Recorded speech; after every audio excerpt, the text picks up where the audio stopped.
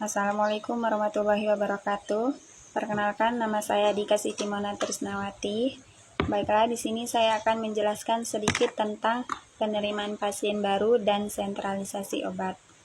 Penerimaan pasien baru adalah suatu cara dalam menerima kedatangan pasien baru pada suatu ruangan, yang dimana penerimaan pasien baru ini melibatkan pasien dan keluarga. Salah satu strategi untuk mengoptimalkan peran dan fungsi perawat dalam tekanan pelayanan keperawatan adalah dengan melakukan proses penerimaan pasien baru sesuai standar. Tujuan penerima pasien baru: yang pertama, menerima dan menyambut kedatangan pasien dengan hangat. Kemudian yang kedua, meningkatkan komunikasi antar perawat dengan pasien, mengetahui kondisi dan keadaan pasien secara umum, menurunkan tingkat kecemasan pada pasien. Tahap-tahap penerima pasien baru. Yang pertama, ada tahap pra-penerima pasien baru.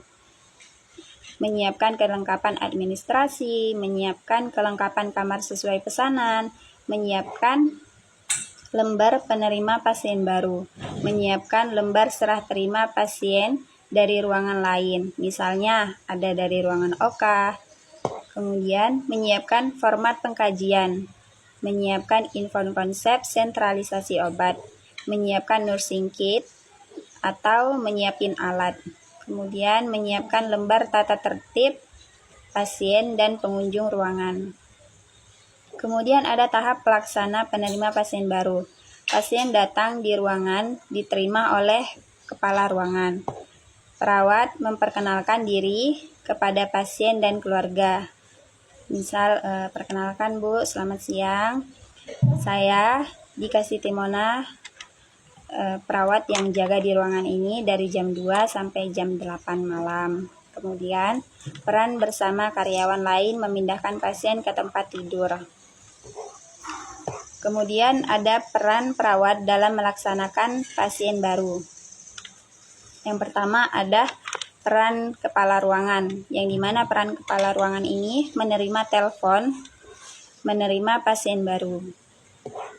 Kemudian ada peran primer atau perawat primer, menyiapkan lembar serah terima dan menerima pasien baru, menandatangani lembar penerima pasien baru, menerima obat, alat, data pemeriksa penunjang yang dibawa, melakukan pengkajian pada pasien baru, mengorientasi klien pada ruangan dan tata tertib ruangan, memberi penjelasan tentang perawat dan dokter yang bertanggung jawab, memberikan penjelasan tentang sentralisasi obat pada pasien, mendokumentasikan penerima pasien baru.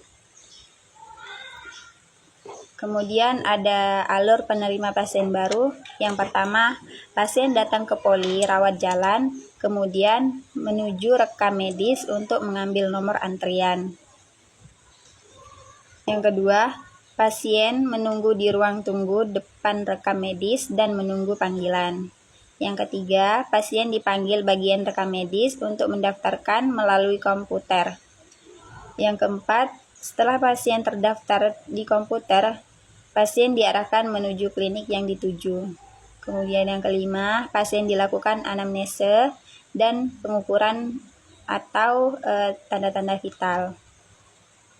Pasien diarahkan ke kursi tunggu untuk menunggu panggilan. Perawat mengecek daftar nama di komputer dan memanggil pasien sesuai antrian untuk masuk ke ruangan dokter. Kemudian yang kedelapan, dokter melakukan anamnese ulang. Kemudian yang kesembilan, dokter menjelaskan tentang kondisi dan diagnosa pasien. Yang kesepuluh, dokter dan perawat mengisi asuhan pasien ke dalam SIM. Yang kesebelas, dokter melakukan konsultasi atau rujuk internal dan mengirim ke klinik yang dituju jika dibutuhkan. Kemudian yang ke-12, perawat atau bidan melakukan operan pasien ke klinik yang dituju. Dokter dan perawat membuat permintaan pemeriksa laboratorium dan radiologi. Kemudian yang ke-14, pasien diarahkan ke lab dan radiologi jika ada pemeriksaan yang dibutuhkan. Yang ke-15, pasien diarahkan petugas lab untuk kembali ke klinik yang dituju. Kemudian selanjutnya, dokter menjelaskan kepada pasien atau keluarga hasil lab. Kemudian selanjutnya dokter memberikan resep obat ke pasien. Dokter mengisi resum pasien. Kemudian selanjutnya pasien dan keluarga diarahkan ke farmasi untuk mengantri mengambil obat melalui SIM dan melaporkan kembali petugas farmasi. Pasien atau keluarga menunggu dipanggil untuk mengambil obat yang sudah disiapkan oleh petugas farmasi.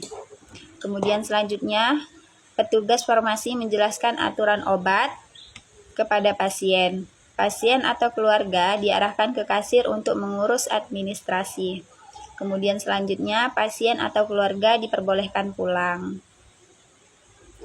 Kemudian di sini yang kedua ada sentralisasi obat, yang dimana sentralisasi obat itu adalah pengelolaan obat, dimana semuanya obat yang akan diberikan kepada pasien selama perawatan di rumah sakit adalah sepenuhnya dikelola oleh perawat. Pengelolaan obat meliputi penyimpanan dan pemberian obat dengan dengan memperhatikan 6 prinsip yang benar. Di sini ada beberapa hal yang diperlukan dalam pengelolaan obat tersebut. Yang pertama, dalam hal penanggung jawab, pengelola obat adalah kepala ruangan yang secara operasional dapat didelegasikan kepada staf yang dituju. Kemudian yang kedua, keluarga wajib mengetahui dan mengontrol penggunaan obat. Selanjutnya, tujuan sentralisasi obat. Yang pertama, mengaplikasikan peran perawat dalam mengelola sentralisasi obat dan mendokumentasikan hasil pengelolaan sentralisasi obat. Yang kedua, tujuan khusus untuk meningkatkan pengetahuan dan pemahaman perawat primer dan perawat asosiat dalam penerimaan prinsip 6 benar obat. Kemudian, mampu mengelola obat pasien, meningkatkan kepatuhan pasien terhadap program terapi, meningkatkan kepuasan pasien dan keluarga terhadap perawat dalam mengelola sentralisasi obat. Kemudian di sini ada teknik pengelolaan sentralisasi obat. Yang pertama, pemberian obat pada mata. Persiapan alat dan bahan. Yang pertama, obat dalam tempatnya dengan penetesan steril atau berupa salep. Kemudian pipet, pinset anatomi dan tempatnya, korentang dalam tempatnya, plester, kain kasah, kertas tisu, balutan, sarung tangan, air hangat atau kapas pelembab.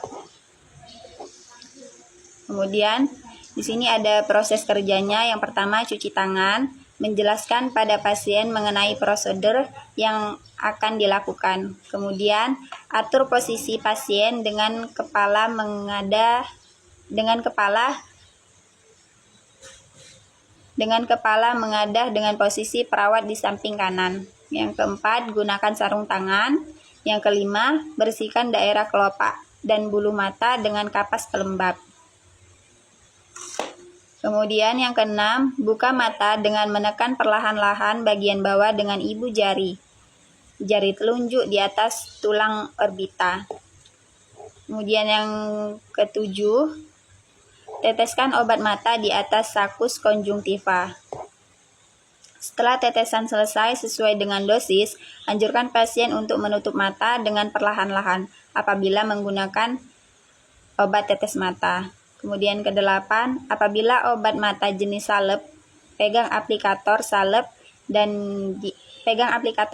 di atas pinggang kelopak mata. Kemudian pencet tub hingga obat keluar. Yang ke-9, tutup mata dengan kasa bila perlu. Yang ke-10, cuci tangan. Yang ke-11, catat obat, jumlah, waktu, dan tempat pemberian. Baiklah, selanjutnya di sini ada prinsip benar dalam pemberian obat. Yang pertama, benar obat, benar dosis, benar waktu, benar pasien, benar cara pemberian, dan benar dokumentasi. Yang dimana benar obat ini mengecek program terapi pengobatan dari dokter, menanyakan ada tindakan alergi, kemudian tepat dosis, mengecek hasil hitungan dosis dengan perawat lain. Benar waktu, mengecek tanggal kadaluarsa. Tepat pasien, memanggil nama pasien yang akan diberikan obat atau mengecek identitas pasien. Kemudian benar cara pemberian, mengecek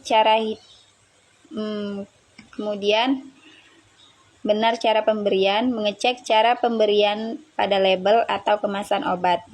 Yang keenam, benar dokumentasi. Yang dimana di sini mencatat nama pasien, nama obat, nama dosis, cara dan waktu pemberian obat, mencantumkan nama atau inisial pada paraf.